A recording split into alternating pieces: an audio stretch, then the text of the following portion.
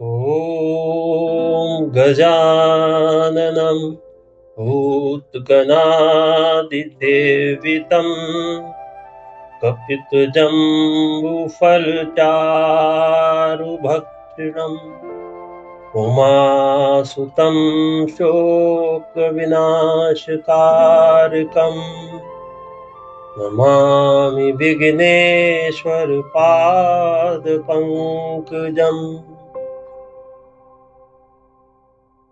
आप सभी लोगों के मनों में विराजमान ईश्वर को मैं सादर नमन करता हूँ।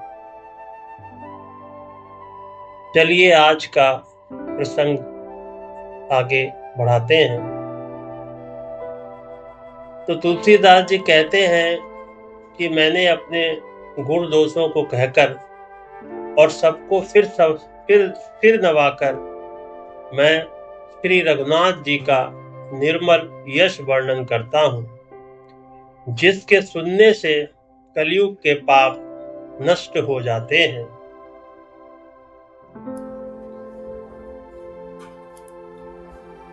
जाग बलिक जो कथा सुहाई, भरद्वाज मुनि बरहि सुनाई।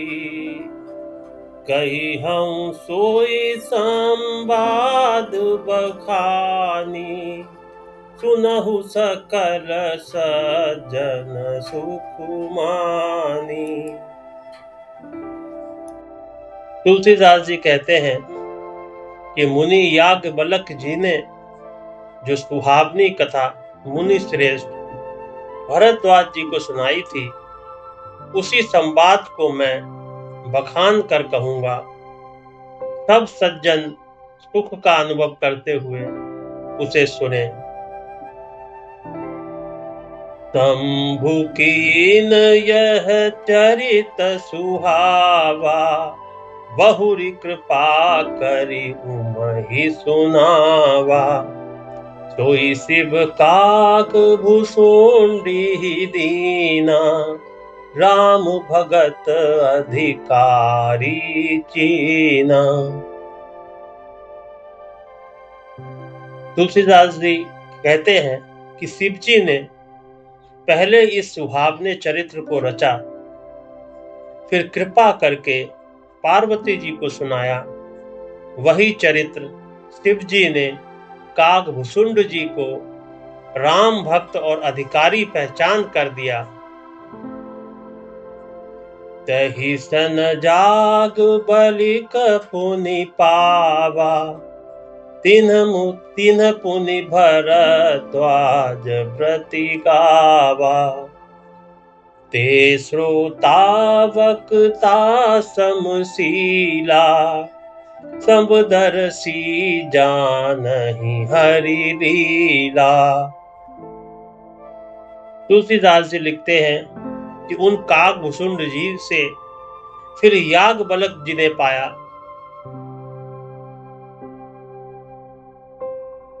और उन्होंने फिर उसे भरद्वाज जी को गाकर सुनाया। वे दोनों वक्ता और श्रोता यानी याज्ञवल्क्य और भरद्वाज जी समान शील वाले और समदर्शी हैं और श्री हरि की लीला को जानते हैं। जानहि तीन काल निज ज्ञाना, करतलगत आमलक समाना। और जे हरि भगत सुजाना, कहीं सुनहि समुझहि विधि नाना।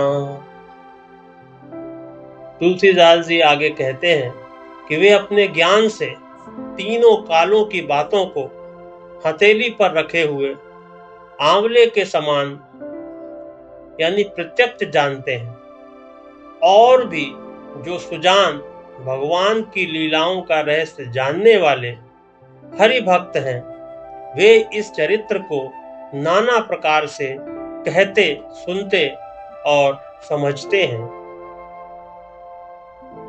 मैं पुनि निज गुर सन सुनी, कथा सुसु कर खेत। समुझी नहीं तसी बालपन, तब अति रहे अचेत।